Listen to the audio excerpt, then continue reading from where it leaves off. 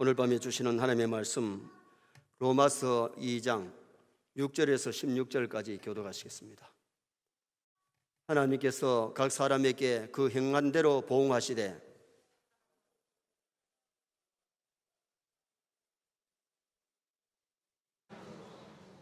오직 당을 지어 진리를 따르지 아니하고 불의를 따르는 자에게는 진노와 분노로 하시리라.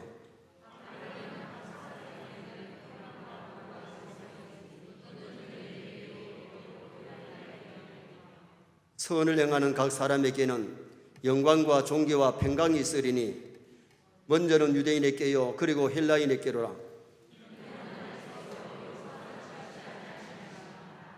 무릇 율법 없이 범죄한 자는 또한 율법 없이 망하고 무릇 율법이 있고 범죄한 자는 율법으로 말미암아 심판을 받으리라.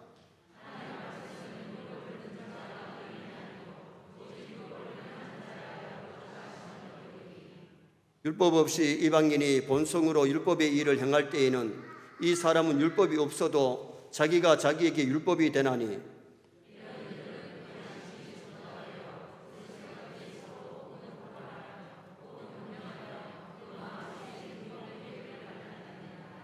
같이 봅니다. 곧 나의 복음에 이른 바와 같이 하나님이 예수 그리스도로 말미암아 사람들의 은밀한 것을 심판하시는 그날이라. 아멘. 한번 따라 하시겠습니다. 사람들의 은밀한 것을 심판하시는 그날이라. 이방인들의 죄 세 가지를 말씀드렸는데 이방인들의 죄가 뭐였느냐? 이방인들의 죄는 예수 믿지 않는 죄.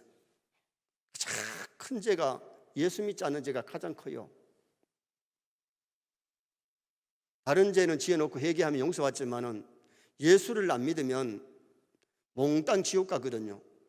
두 번째로 이방인들의 죄가 뭐였느냐? 이방인들의 죄는 우상 섬기는 죄.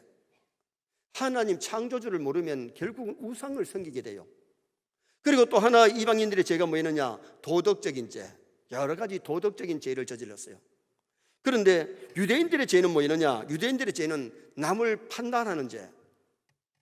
우리가 예수 믿는 사람이 범하기 쉬운 죄가 좀 안다고, 법을 안다고, 성경을 안다고 남을 정죄하기 쉽고 판단하기 쉬워요. 우리가 그런 죄에 빠지지 않도록 노력해야 돼요. 그 다음에는 하나님께 무지한 죄. 우리가 뭐 성경을 알고 하나님을 좀 아는 것 같지만은 하나님에 대해서 너무 아직도 모르는 거예요. 그래서 호세아의 외침이 우리가 여호와를 알자, 힘써 여호와를 알자. 하나님을 잘 알아야 잘 믿을 줄 믿습니다. 그래서 성경을 우리가 바로 알면 성경에는 하나님이 어떤 분이냐, 하나님 우리에게 뭘 원하시느냐, 우리 인생을 어디서 와서 어디로 가면 어떻게 살아야 되는지를 성경이 우리에게 가르쳐 주기 때문에 정말 성경만 읽고요, 성경 말씀 듣고 배우고요, 말씀을 통해 은혜 받으시기를 축원합니다. 그래야 하나님을 잘 섬기는데 유대인들의 죄가 남을 쉽게 판단하는 죄를 저질렀고 하나님을 안다 그러면서도 하나님께 너무 무지했다는 거예요. 또 하나의 죄가 뭐였느냐? 죄를 회개치 않았다. 말씀대로 살려고 노력하지만은 죄를 저질렀을 때는 빨리 죄를 회개해야 되는데 죄를 회개하지 않는 죄를 우리가 지난 수요일 날 상고했습니다. 이방인과 유대인의 죄를 지적한 다음에 오늘 이 본문에서는 하나님의 심판의 원리를 말씀하면서 죄는 보응을 받고 죄는 심판을 받게 된다는 것을 말씀하고 있습니다. 그래서 오늘 저녁에는 하나님의 심판 원리라는 제목으로 하나님의 심판을 상고하려고 합니다. 사람에게는 누구든지 크게 두 가지 죄가 있는데 첫째가 무슨 죄가 있느냐? 원죄, 조상이 저지른 죄. 아담 하와 때부터 내려오는 죄가 있어요. 이거를 타고나면서 가지는 죄를 원죄라 그래요. 두 번째 하나의 죄는 뭐냐? 자범죄, 자신이 스스로 지은 죄. 알고 지었든 모르고 지었든 자신이 범한 죄가 있다는 겁니다. 그래서 태어나면서부터 원죄를 가지고 태어났고 그 다음에는 자신이 범한 죄를 가지고 세상을 살아가는데 세상 심판은 불공평한 것이 참 많아요. 판검사가 직접 보거나 들은 것이 아니고 경찰들이 조서를 꾸며가지고 그것을 올리니까 증인들이 와서 증인을 하지만은 어떤 것은 제대로 재판된 것이 있지만은 어떤 재판은 완전히 뒤바뀐 것이 있어요. 의인이 죄인되고 죄인이 의인되는 그런 경향이 세상에는 있을 수 있잖아요. 창세기 39장에 나오는 요셉을 보면 요셉이 죄 짓자고 한 게 아니고 보디발 아내가 죄지 잡고 했는데 감방에 가야 될 사람은 보디발 아내인데 누가 갔습니까?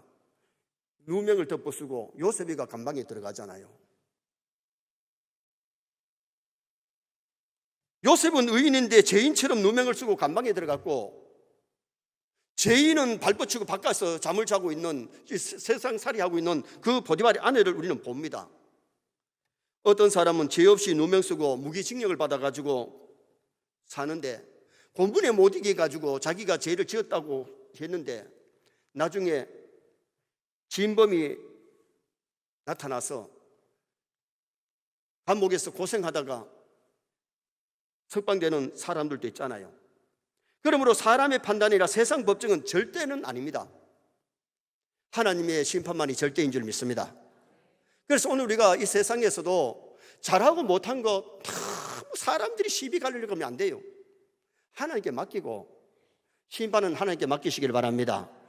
잘하고 못한 거 장하게 심판하실 분은 하나님이고, 잘못하고 악을 행한 사람에게 하나님이 진노하시고 징계하시고, 또 상 받을 사람에게는 상 주시는 하나님이세요. 하나님의 심판들을 바라보고 우리는 코람디오의 신앙을 가지고 살면 되는데, 그러면은 하나님의 심판의 원리가 어떠하냐? 이 본문에서 하나님의 심판의 원리를 가르쳐 주는데, 첫째는 각 사람의 행위대로 보응하신다. 각 사람의 행위대로 보응하신다. 자, 6절 말씀을 다 같이 한번 읽으시겠습니다. 6절. 하나님께서 각 사람에게 그 행한대로 보응하시되, 행한대로 보응하신다는 말씀에, 이 보응한다는 말씀이 하포디도미, 돌려준다, 보상한다, 넘겨준다는 뜻이에요. 다른 사람에게는 하나님이 보상해 주십니다. 악을 행한 사람에게는 악으로 갚아주기 때문에 악으로 돌려주는 거죠. 계시록 22장 12절에도 보면 내가 속히 오리니 내가 줄 상이 내게 있어 각 사람에게 그의 행한 대로 갚아주리라. 그의 행한 대로, 그의 일한 대로 하나님 갚아주세요. 하나님께서 행한 대로 갚으시기 때문에 우리 세뇌 성도들이 악을 행하면 진노가 임하고 선을 행하면 반드시 하나님이 상급 주십니다. 믿으시기를 축원합니다. 자, 7절 말씀 또 다 같이 한번 읽어보시겠습니다. 7절. 참고 선을 행하여 영광과 존귀와 썩지 아니함을 구하는 자에게는 영생으로 하시고, 선을 행하여 영광과 존귀와 썩지 아니할 것을 구하는 자에게는 영생으로 채우시고 하늘에 상 주시는 하나님. 믿음의 사람이 참고 선을 행하면 영생으로 갚아주시고 좋은 것으로 갚아주시는 하나님. 요셉이 누명 쓰고 감방에 들어갔지만은 감방에서 정치학이나 경제학이나 이집트 역사를 배워가지고 국무총리로 되어지는 과정을 알게 만들었잖아요. 합력하여 선을 이루시는 하나님이 죄지지 않고 누명 덮어쓰고 감방에 들어간 요셉은 그 감방을 통해서 공부시키고 훈련을 해가지고 국무총리 삼아가지고 기아에 허덕이는 수많은 사람을 살리는, 그렇게 귀하게 쓰임받았던 것을 보게 되고, 감방에서 몇 년 고생했지만은 장장 110년을 갖다다가 110세에 세상 떠날 때까지 30의 국무총리 됐으니까 80년 장장 국무총리, 세계를 이끌어나가는 국무총리 돼가지고 세계를 살리는 사람이 됐잖아요. 선을 행하면 하나님 영광으로 갚아주십니다. 다윗을 보면 다윗이 사울이 죽이려고 축에 가는데 다윗이 무슨 죄를 지었나요? 충신 다윗을 죽이려고 사울이 그렇게 노력했는데 사울을 하나님께서 생명 보자기로 싸가지고 보호해 주시잖아요. 그리고 사울은 전쟁터에서 결국 쓰러지고 다윗이 임금자리에 오르게 되는 그 모습을 우리는 성경에서 봅니다. 자, 8절 말씀 또 다 같이 한번 읽어보시겠습니다. 8절 말씀. 오직 당을 지어 진리를 따르지 아니하고 불의를 따르는 자에게는 진노와 분노로 하시리라. 아멘. 당을 지어 진리를 쫓지 않고, 언제나 우리는 진리를 쫓아가도록 노력하셔야 돼요. 진리 따라가면 승리합니다. 그러나 불의를 행하는 자는 진노와 분노로 하시리라. 강약교회 고라당들을 보면 진리를 따르는 것이 아니고 자기들이 모세 같은 역할을 하고 싶어가지고 모세를 보고 너무 지나친다, 그러면서 막 따지고 대들고 했는데 모세가 그러지 말라고 달려도 말을 안 들어요. 250명이 똘똘 뭉쳐가지고는 당을 지어가지고 이런데 거기서 물러서라 그래도 안 물렀어요. 근데 하나님이 어떻게 합니까? 땅을 갈려가지고 주동자들을 생매장시켜버리고 불이 나와가지고 250명을 확 살려버렸어요. 그러면 백성들이 아하, 모세가 잘했고 저 고라당들이 잘못됐구나 알아야 되는데 왜 저 사람들이 죽도록 그렇게 뒀느냐고 모세에게 막 따지고 대들고 하다가 전염병이 유행해가지고 14,700명이 연병으로 질병으로 죽는 사건이 일어났잖아요. 그게 바로 광야교회 고라당 사건입니다. 사람들이 모인 곳에는 어떨든지 당을 지울 수 있는데, 그러나 오늘 우리가 진리를 위해서, 선을 위해서 마음을 같이 해야지, 비진리를 쫓는데 마음을 같이 하는 것은 하나님이 기뻐하는 행위가 아닌 것을 우리에게 말씀하고 있죠. 그래서 언제나 선의 성도들은 진리 따라가시기 바랍니다. 진리 편에 서시기 바랍니다. 그리하면 승리하지만은 진리 편에 서지 아니하고 인간 편에 서고 마귀 편에 서면 하나님의 진노가 임할 수밖에 없음을 오늘 성경이 우리에게 교훈하고 가르쳐 줍니다. 계시록 2장에도 보면 무슨 당이 나오냐 하면 니골라 당이 나와요. 니골라 당에 대해서 예수님이 어떻게 말씀하시느냐, 내가 니골라 당의 행위를 미워하노라. 니골라 당이 하나님 기뻐하는 일 하는 게 아니고 주님이 기뻐하는 일 하는 게 아니고 뭉쳐가지고는 뭘 하느냐, 교회를 어지럽히고, 그러다 보니까 예수님이 내가 니골라 당을 미워한다 그랬어요. 오늘 우리가 신앙생활 하면서 하나님 기뻐하는 일 해야 될 점이 있습니다. 하나님 기뻐하는 일 하면 하나님이 복을 주시지만은 하나님 미워하는 일, 싫어하는 짓 하면 결국은 그 사람들이 잘 될 수가 없잖아요. 고린도전서 4장 3절 4절에 보면 바울은 그렇게 고백을 합니다. 사람들의 판단 작은 일이다. 오늘날 믿음이 약한 사람은 사람들이 잘했다 못하는 거 그게 너무 신경 써가지고 좀 잘했다 하면 어깨 힘주고 못했다 하면 기죽고, 그 사람 위주지 하나님 위주가 아니에요. 그러면서 바울은 또 뭐라고 그러냐, 나도 나를 판단하지 않는다. 왜? 사람들은 다 자기를 두둔합니다. 잘못해놓고 또 자기는 잘했다 그러고 난 못했다 하는 게 그게 보통 사람들입니다. 그러면서 바울은 뭐라 그러냐, 오직 다만 나를 판단하시는 이는 주시니라. 다시 말하면 바울도 하나님의 심판을 두려워하고 하나님의 심판대를 바라보고 달려갔지 사람들의 소리에 너무 귀 기울이지 않았다는 겁니다.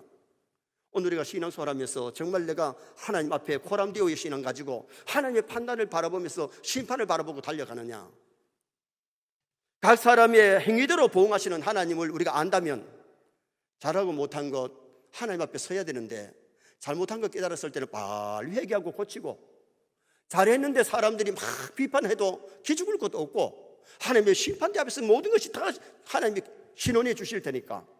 그래서 우리 세뇌 모든 성도가 각 사람의 행위대로 보응하시는 하나님을 바라보고 코람디오 신앙으로 달려가시기를 주님의 이름으로 축원합니다.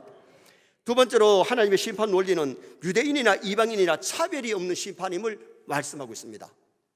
자, 9절 말씀 또 다 같이 한번 읽겠습니다. 9절 말씀. 악을 행하는 각 사람의 영예는 환난과 공고가 있으리니 먼저는 유대인에게요 그리고 헬라인에게며. 하나님의 구원이나 상급이 나라나 인종, 피부에 상관이 없습니다.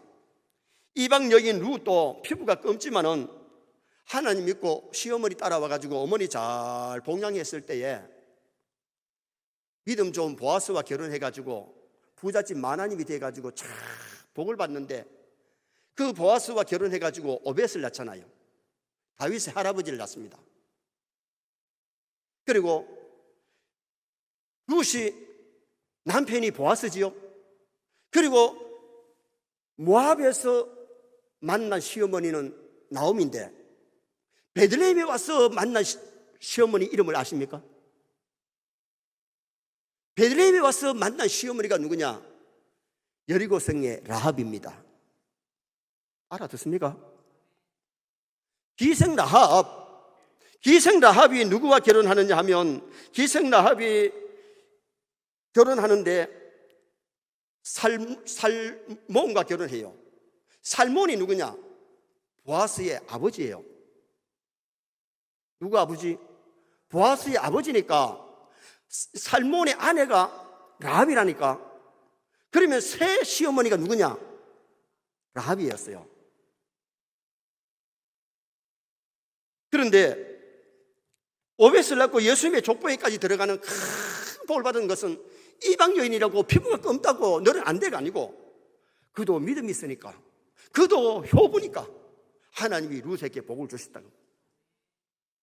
이스라엘 사람이라도 제사장 아들인 홈리 비나스는 제사장이고 이스라엘 사람이지만은 하나님 앞에 제사를 멸시하고 성전에서 나쁜 짓 하고, 그러다가 전쟁터에 벗게 메고 나갔지만은 벗게 빼앗기고 거기서 피를 토하면서 전쟁터에서 쓰러지잖아요.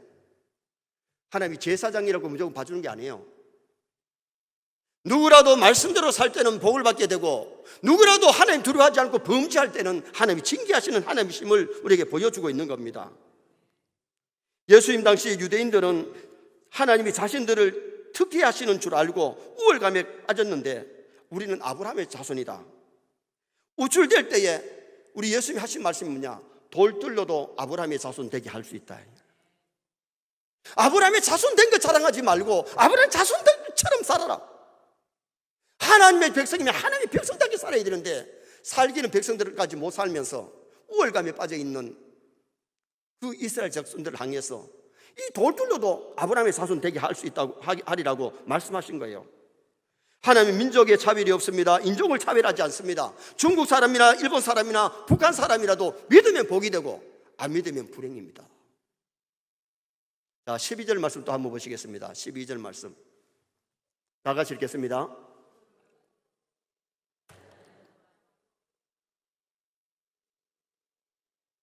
율법으로 말미암아 심판을 받으리라.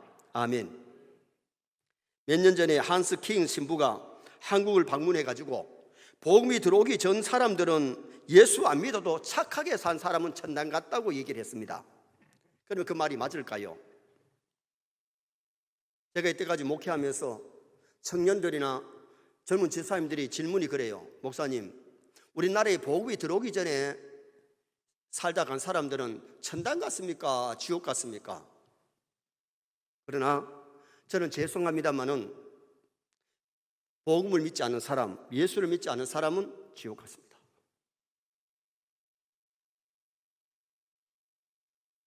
물론 우리나라에 복음이 들어온 지, 기독교 복음이 들어온 지는 135년 됐습니다.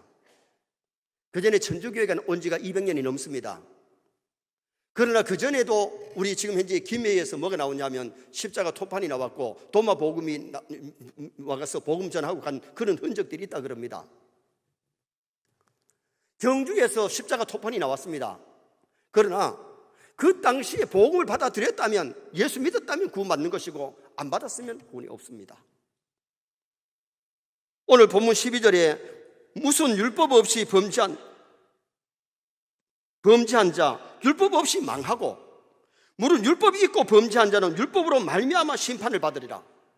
율법 없이 범죄한 자는 구원을 준다, 쉽게 준다는 말이 아니고, 율법 없는 자는 율법 없는 대로 망한다. 복음을 듣지 못하면 구원받을 수가 없어요. 왜 우리가 복음을 증거해야 되느냐? 복음 증거할 때에 그들이 성령의 역사로 믿어지면 구원받을 줄 믿습니다. 복음을 들어도 안 믿어지는 사람은 결국은 예수를 믿지 않습니다. 하나님은 택한 백성을 어떻게라도 감동시키시고 영접하게 만들고 믿게 만들어요. 전에 청송에 어떤 노인이 공자월 명자월 하던 분이 담뱃대를 길게 해가지고 담배를 피우던 이분이 돌아가실 때가 돼가지고 주님, 내가 잘못했어요. 그러면서 회개를 하고 자녀들에게 야들아, 내가 죽은 다음에 교회 나가서 다 예수 믿으라고 그렇게 복음 전하고 그분이 세상을 떠났어요.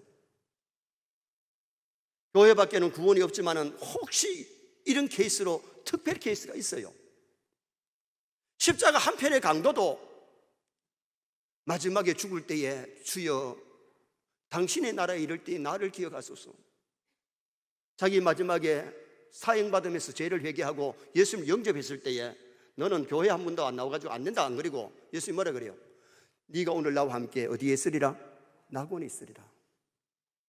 예수들을 영접하고 믿었을 때에 구원을 받아요.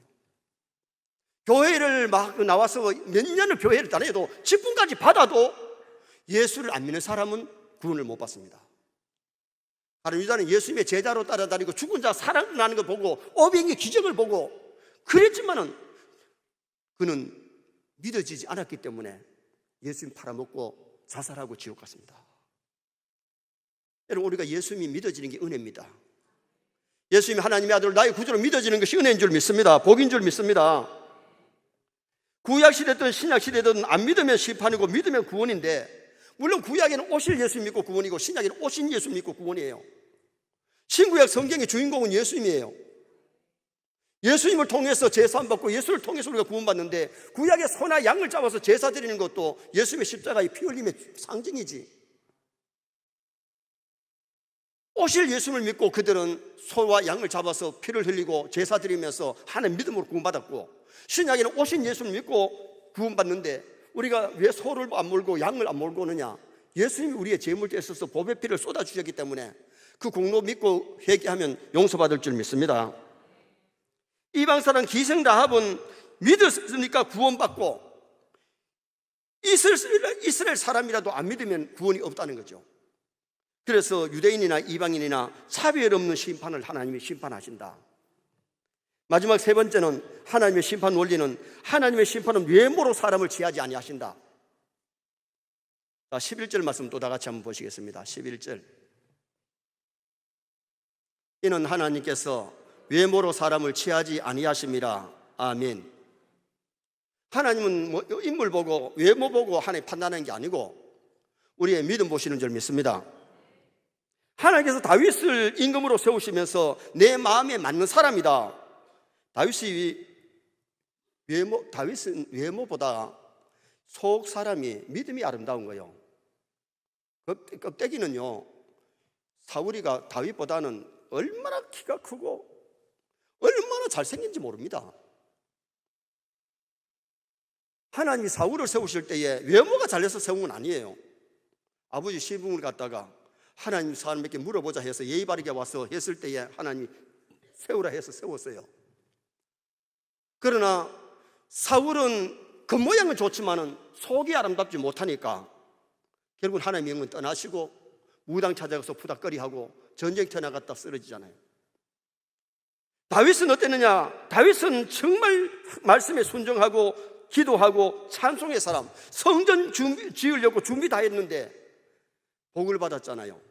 그런데 다윗도 범죄했을 때 어떻게 했습니까? 하나님이 다윗을 징계하시다. 바세바를 범하고 우리아를 전쟁터에 보냈기 때문에 자식이 일어나가 데모를 할 때에 망명 갔던 다윗, 후궁 10명이 백주에 고생하는, 어려움을 당하는 그런 일이 일어났잖아요. 모세가 하나님의 집에서 사원으로 충성했지만은 무리바 사건 때에 반석을 2번이나 내리쳐버렸습니다. 내가 너희를 위하여 물을 내리라. 그것 때문에 가나안 구경만 시켜주고 가나안 땅에 못 들어가고 하나님 불러갑니다. 위대한 선지자고 하나님을 대면했던 사람이라도 범죄했을 때 하나님이 징계하셨다. 우리가 알아야 돼요. 목사라도 장로님들이라도 안수사 권사님들이라도 범죄하면 징계가 임합니다. 선을 행하면 상 주실 줄 믿습니다. 그래서 우리가 기도하면서 하나님의 섭리, 하나님의 뜻이 어디 계시는가, 그걸 잘 살펴서 하나님의 뜻을 이루려고 노력하는 그런 삶을 살면 이 땅에 삶도 복되고 하나님의 가서 아름답지요. 기도하지 아니하면 하나님의 뜻을 분간하기가 어려워요. 왜 우리가 지난주에도 하나님을 가까이 하려면은, 하나님과 화목하려면은 말씀에 청종해야 되고 기도해야 된다는 말씀을 왜 합니까? 그래야 하나님 아버지 뜻을 알고 아버지 뜻을 이룰 수 있으니까. 한 20년 전에 서울의 어느 교회가 옆집을 팔라 그러니까 옆집을 사가지고 주차장을 해야 돼요. 주차장이 너무 쏘니까. 그래가지고 목사님이 기도하는 중에 멀리 내려다보고 교회가 부흥하려면은 이 집을 사서 주차장을 해야 되겠다 싶어서 당회를 열었는데 당회원들이 장로님 5분이에요. 근데 장로님들이 사자 그러면 얼마나 좋게요. 3분은 사지 말자 그리고 2분은 사자 그러니까 너무 무리하게 억지로 할 수 없으니까 목사님이 그러면 다음으로 미룹시다. 5년이라는 세월이 흘렀는데 그렇게 반대하던 장로님은 미국으로 이민을 가셨고 한 분 장로님은 세상을 떠나셨고, 그리고 5년 동안에 이제 당회원 숫자가 줄고 하니까는 뭐 했느냐, 당회를 중선해가지고 당회를 열어서 5년 만에 그 집을 사서 주차장 하기로 가게를 했는데, 땅값은 5년 만에 2.5배를 올라버렸어. 그 소식이 미국에 있는 장로님에게 들려졌을 때 장로님이 가슴을 치면서, 내가 왜 그때 반대했던 거, 나 이게 뭐가 씌었지? 여러분, 뭐가 씌었겠어요? 교회 주차장 확보해가지고 교회가 부흥하고 더 많은 영혼을 구원해야 되는데 헌금하기 싫었는지, 아니면 목사님이 싫었는지, 왜 그렇게 반대를 했는지 못다니. 그러면서 가슴을 치면서, 내가 그때 뭐가 씌었지, 내가 왜 그때 반대했던 거, 그때 샀으면 땅 헐게 살 수 있었는데 5년 지난 다음에 2.5배나 더 올라가지고 그때서야 장로님이 가슴을 치면서 후회를 하더라고요. 여러분, 오늘 우리가 잘못 판단하면 정말 우리가 이 인생 사이에서 중요한 것이 뭐냐, 하나님의 뜻을 찾을 수 있기를 주님의 이름으로 축원합니다. 하나님의 심판은 중직자라고 해서 봐주는 것이 아니고, 목사라도 범죄하면 징계하시고, 하나님의 심판은 누구에게나 공평하신 심판이라는 겁니다. 사람은 외모로 보지만은 하나님의 중심을 보세요. 사람의 마음을 유리알 들여다보듯이 우리가 시계를 볼 때에 유리이기 때문에 몇 시인지 아는 것처럼 우리 마음속을 그렇게 들여다보시는 하나님이세요. 사람은 말하는 것하고 행동하는 걸 봐서 그 사람 마음을 알지, 그냥 척 보면 이중인격인지 속으로 하고 싶은데 겉으로는 다른지, 말과 행동이 다를 수도 있잖아요. 사람은 몰라요. 그러나 하나님은 저 사람이 생각이 어떤 생각을 하고 어떤 마음을 먹고 무슨 말을 하고 어떻게 행동하는지 하나님 다 아시잖아요. 벨사살 임금이 성전의 기명을 가지고 술 퍼마실 때에 맞은편에 손가락이 나타나서 메네 대겔 우바루신, 달아보고 세어보니 모자라서 버린다. 그날 밤에 다리오가 쳐들어와가지고 벨사살은 죽음을 당하고 임금 자리가 다리오께 넘어가 버립니다. 그걸 누가 알았겠어요? 하나님이 심판하시면요, 참 겁납니다. 무섭습니다. 오늘 우리는 하나님의 심판, 하나님의 진노를 두려워하면서 정말 우리가 신앙생활 때 정신 차리고 깨어서 말씀 속에 깨어 있기를 바랍니다. 기도 속에 깨시기를 바랍니다. 그래서 아버지의 뜻을 잘 발견해서 아버지의 뜻 이루고 하나님 기뻐하는 일 하다가 하나님을 설 수 있는 그런 우리가 되도록 몸부림쳐야 됩니다. 결론을 짓습니다. 오늘은 하나님의 심판의 원리를 상고했습니다. 각 사람의 행위대로 보응하시고 이방인이나 유대인이나 차별이 없고, 하나님의 심판은 외모로 사람을 취하지 아니하시기 때문에 우리 세례 모든 성도가 범죄하지 말고 상 받을 일, 복 받을 일을 많이 행할 수 있는 나와 여러분 되시기를 주님의 이름으로 축원합니다.